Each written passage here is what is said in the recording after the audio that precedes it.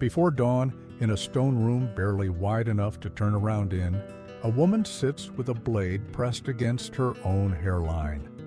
The candle throws shadows up the wall. There is no mirror, just a bowl of water, dark as ink. She draws the razor back slowly, deliberate and practiced, as a thin crescent of hair falls into her lap. This is her ritual, performed today, tomorrow, and the day after that, and the day after that. Not because she wants to, because the alternative is worse. The alternative is to be invisible. Think for a moment about what you're willing to do to be seen, not beautiful, just visible, marriageable, employable, safe. Now imagine that the rules governing your body were not set by you or by any woman who'd ever lived inside one, but by men who wrote theology, men who drafted law, men who decided what a woman's face had to look like before she was permitted to exist in society. These were not fringe behaviors. They were not the eccentric habits of a few desperate women at the margins. They were the mainstream, documented, enforced standards that governed whether a woman was considered beautiful, marriageable, virtuous, or dangerous.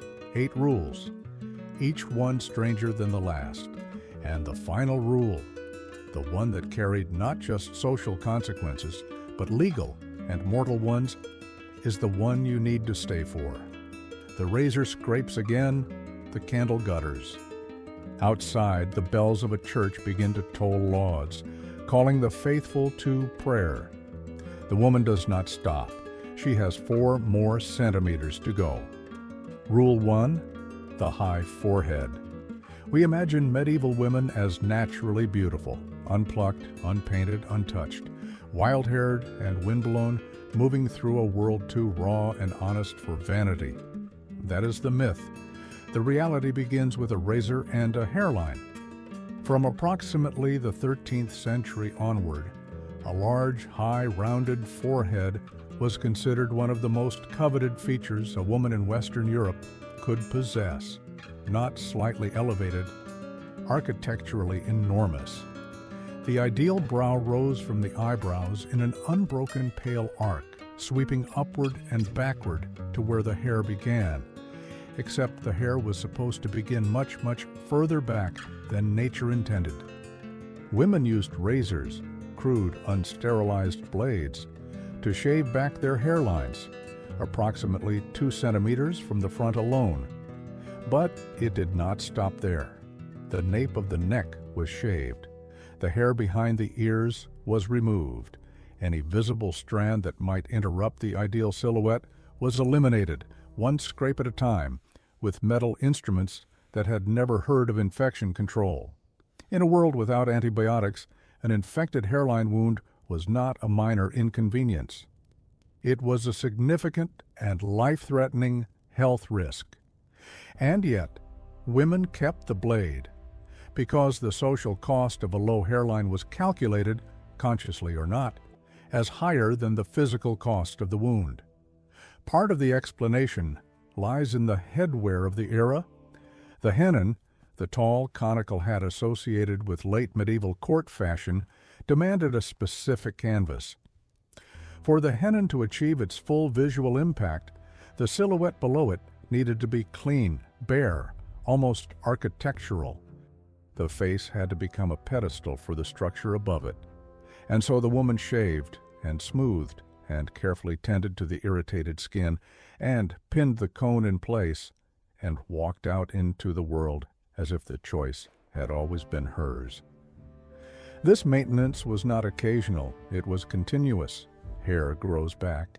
Every few days the razor came out again. Every few days the same scrape, the same raw patch at the hairline, the same risk absorbed silently as the price of social participation. There was no beauty without effort. There was no effort without cost. And the cost, as always, was paid exclusively by the people whose faces were being corrected. Rule 2. Hair extensions and the Church's wrath. Here is the version of medieval faith we carry in our heads, candles and prayer, community and comfort, a church that was the beating heart of daily life. And that version is not entirely wrong. But it exists alongside this. The church also told women that the hair pieces they wore were made from the shaved heads of souls suffering in purgatory, not as metaphor, not as hyperbole, as theological warning. Medieval men across Western Europe valued long, thick, voluminous hair on women. The literary tradition said so. The poetry said so. The illuminated manuscripts of the period show it in ink and gold leaf. Women with cascading, impossible hair, long past the waist, lustrous and full. For women whose hair did not naturally conform to this ideal, and most women's hair does not, the solution was hairpieces and extensions. Church records document the practice explicitly, and they document the clerical response to it in equal detail.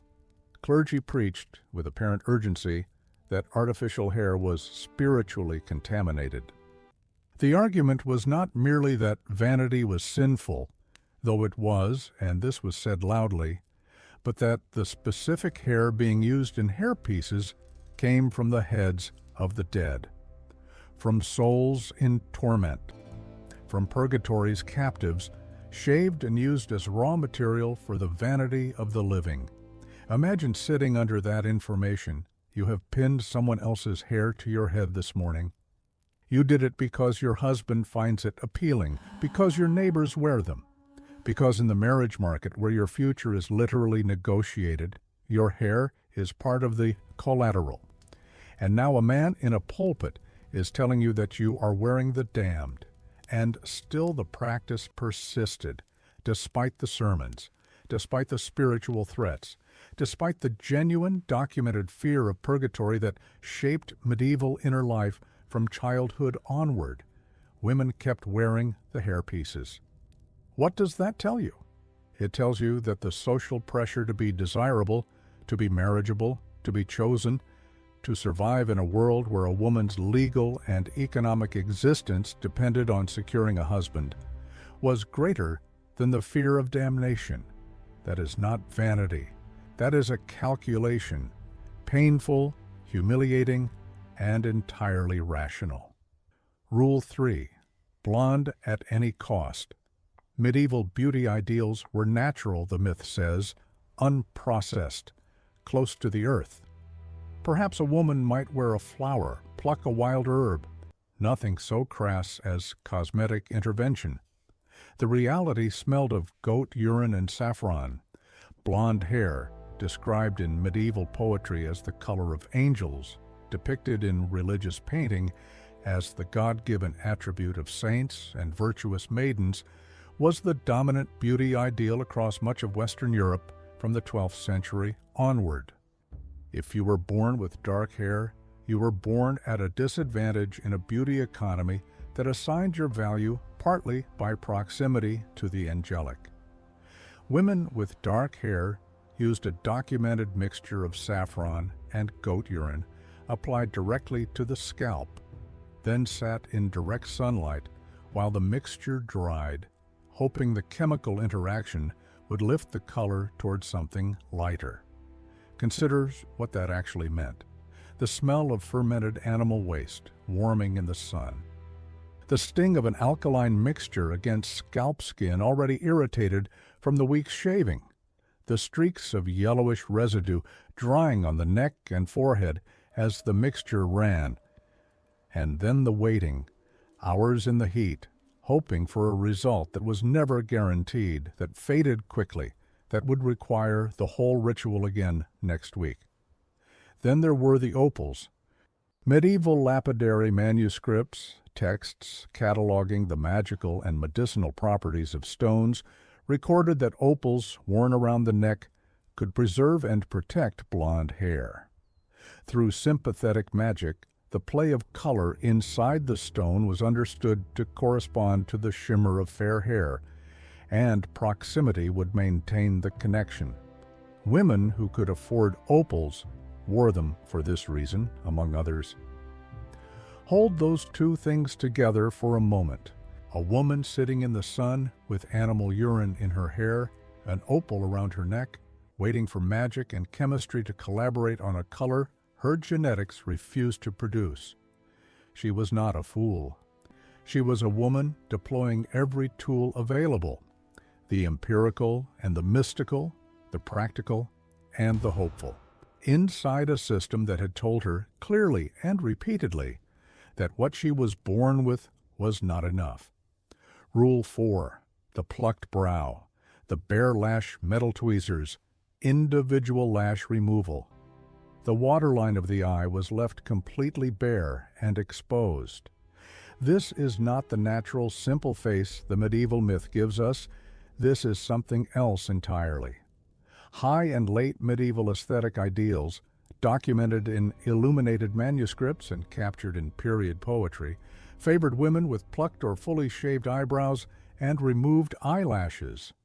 The connection to Rule 1 is direct. The goal was an uninterrupted plane of pale skin from crown to chin, no interruption of hair, no shadow of brow, no fringe of lash. An expanse of face like a cleared field, legible and blank and refined. The method was not delicate. Metal tweezers gripped individual lashes and pulled. The eye watered. The skin around the lash line reddened. With no antiseptic to clean the tweezers before use, the risk of infection was not hypothetical. It was the inevitable cost of sustained practice in conditions far from sterile. There was no ophthalmologist to consult when an infection set in.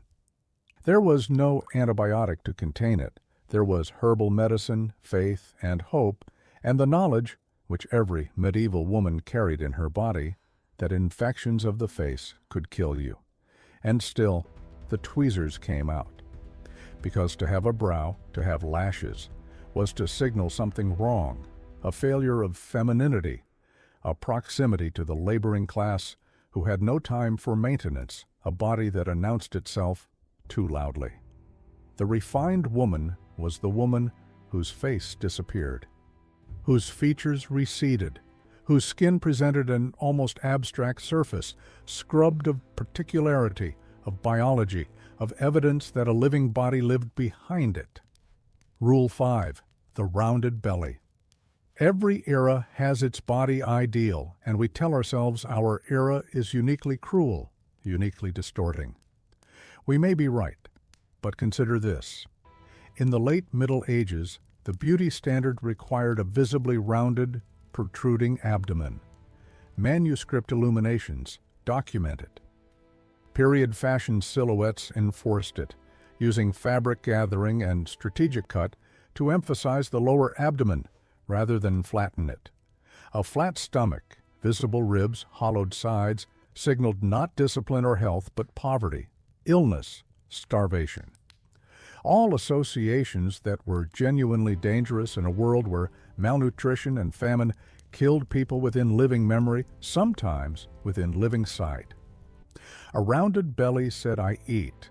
I have enough. My body is protected from scarcity. It was not a statement about pregnancy, though historians note the associations overlapped. It was a statement about class. And here is the cruelty that cut straight through the centuries. In a world where famine was endemic, where entire villages went hungry in bad harvest years, where food security was the privilege of a narrow tier of society, the beauty ideal required a body that only the well-fed could achieve. The women at the bottom of the feudal hierarchy, the women who worked the hardest, who were furthest from the fields of adequate nutrition, they could not achieve the ideal by definition. The standard was structurally designed to mark class, to render poverty legible as physical inadequacy, to transform the visible evidence of deprivation into aesthetic failure. The women who could meet the standard were the women who already had everything else. The women who could not were punished twice. Rule 6, breast binding, the bandeau, linen or leather strips wound tightly around the chest, is documented across multiple periods of the medieval era, Binding compressed and flattened. It altered posture under the weight of layered clothing. It reduced the prominence of the chest to something approaching a smooth surface beneath layers of wool. Do not treat this as fashion. Treat it as a system. Medieval moral literature, produced almost without exception by celibate men, categorized the female body with exhaustive specificity. What signaled chastity? What signaled sin? What marked a woman as belonging to the respectable social order, and what marked her as outside it? Unbound, prominent breasts were explicitly associated in period texts with women of low moral standing and those outside the bounds of respectable society. A woman whose chest announced itself too loudly was a woman making a claim her society refused to hear as innocent. The binding was not a personal choice in any meaningful sense. It was a survival behavior inside a social ecosystem that punished visibility. A woman who failed to bind was not just unfashionable, she was categorized, filed, read as a certain kind of woman by her neighbors, her employers, the church functionaries who could affect her marriage prospects, her access to sacraments, her standing in the community she needed to survive inside. The physical cost accumulated quietly: skin abrasion beneath the strips, restricted breathing in the tight layers of a formal day, the slow toll over years of daily binding on the musculoskeletal structure of the back and chest. There was no language for this damage, no medical category for it, no acknowledgement that the compression required for respectability was exacting a physical price. The body bore it silently because the body had no other option. Expand the frame further. In many feudal arrangements, a lord held legal rights over the marriages of women under his jurisdiction. A woman's body, in the most fundamental sense, was not her own to administer. It belonged to her father before her marriage, to her husband after it, to the lord above him by feudal right, and to God and the church above all. The bandeau was not simply a garment, it was the uniform of a body that had been assigned legally, theologically, structurally, to someone else. The compression was literal. It was also a metaphor that required no interpretation. Rule 7. The mark of the devil. Every rule until now has cost women pain, labor, money, freedom. This one could cost them their lives.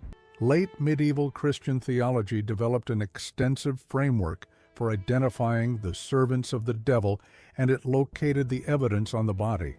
The witch's marks, a mole, a birthmark, a cluster of freckles, any irregularity of skin, was understood as the physical sign of a diabolic pact.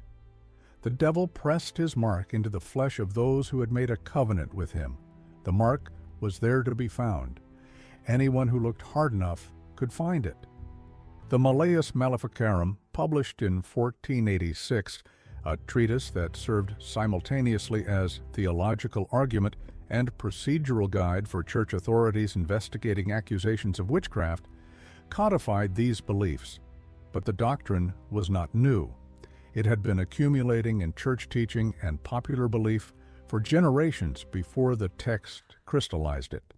By the time the book existed, the belief was already part of the architecture of the world. Freckles held particular suspicion. They were associated not just with suspected diabolic contact, but with moral transgression. The scattered marks read as evidence of a body that had crossed boundaries her community considered sacred. A woman with freckles on her nose woke every morning knowing that her face, as nature had made it, could be read as a confession. This was not superstition we observe from a comfortable distance. This was the cognitive and emotional environment inside which real women lived real lives. The woman with the birthmark on her shoulder covered it. The woman with moles on her face developed, over years, the specific alertness of someone who knows that her body might be used against her. She monitored her neighbors' expressions when they looked at her. She calibrated her behavior to counteract the suspicion her skin invited. She was performing innocence continuously inside a legal and theological system that had already decided the terms of the trial. The ordeal known as the pricking test, in which examiners pressed or probed suspected marks to determine whether the woman felt pain, was structured in ways historians document as deeply prejudicial. Acquittal was possible, but the process was designed not to find truth. It was designed to confirm what had already been decided. Now understand what this means in the context of everything that has come before. The razor at the hairline, the bandeau around the chest, the sachet beneath the dress. Each of these was a woman performing conformity, visible, legible, correct conformity with the system that defined her. A body that conformed was a body that could be read as safe. A body that deviated, marked, unbound, dark, irregular, was a body that could be made into something else, something threatening, something that needed to be managed. The mark on the skin was not the danger. The system that read it as a mark was. Rule 8. The fragrant illusion. Return now to the daily, relentless, invisible labor of femininity. The sachet beneath the dress, the rosewater cloth at dawn, the removable pad beneath the arm, the effort spent every single day on a problem that could not be solved, only managed. Medieval medical consensus, grounded in Galenic Humoral Theory, held that bathing opened the pores and allowed disease to enter the body. This was not ignorance for the sake of ignorance. It was a coherent response to observable reality. Communal bathhouses were, in fact, vectors of disease. The hot water and close contact that made them dangerous were visible, and the connection between bathing and subsequent illness was something people observed with their own eyes, drew a conclusion from, and acted on. The conclusion was wrong in its mechanism, but not entirely wrong in its observation. When the Black Death arrived, the medical consensus hardened further. Open pores were open doors. Women did not bathe. Men did not bathe. The body accumulated, and the world accommodated the accumulation because everyone was accumulating equally, and the human olfactory system adapts to its own environment, and the social code managed what biology could not. But for women, the management was more elaborate, more labor-intensive, more mandatory. Aromatic sachets filled with lavender, rosemary, dried rose petals, cloves were worn beneath clothing against the skin, placed under the arms, between the breasts, beneath skirts, not as luxury but as necessity. Linen cloths dampened with rosewater wiped the body each morning. Removable underarm pads absorbed sweat through the long layers of a day's work. Perfumed oils were worked into the hair. Think about what a day actually smelled like, the sachet releasing lavender as she moved. Underneath it, not masked, not eliminated, just layered over, the genuine smell of a body that had not been washed with water in months, wool that had absorbed sweat through seasons of wear, the rosewater drying on skin as she carried water, ground grain, tended fires. By midday, the lavender and the body had reached an accommodation. A layered composite of lavender and something older, something the nose learned not to name, that everyone around her would have recognized because everyone around her carried it too, and because the human nose is extraordinary in its capacity to stop noticing what it encounters constantly. She did not know this was unusual. She did not experience herself as dirty. She was following medical advice, performing the hygiene protocol her community understood as correct, investing daily labor in smelling as good as her tools allowed. The gap between her effort and the biological reality was not something she could perceive from inside it, and the effort was real. The sachets required herbs that required growing, or purchasing. The rosewater required distillation or trade. The daily ritual required time that, for women at the bottom of the social order, was time extracted from already inadequate supplies. This labor was invisible. It was unremarked. It was performed inside the private space of the body, in chambers too small for candles, before anyone else was awake. It was, like all the labor on this list, performed to meet a standard set by others, enforced by others, punished when it failed, and never once credited to the women who carried it. Step back now. Look at the full architecture of what these 8 rules built. Every razor pressed to a hairline, every lash torn from an eyelid with unsterilized metal tweezers, every hour spent sitting in the sun with animal waste drying in the hair, every sachet pinned beneath a dress that smelled of lavender and effort. Every day the bandeau was wound tight. Every morning a woman looked at the marks on her skin and calculated whether today was the day someone would decide to read them differently. This was not beauty. This was a control system.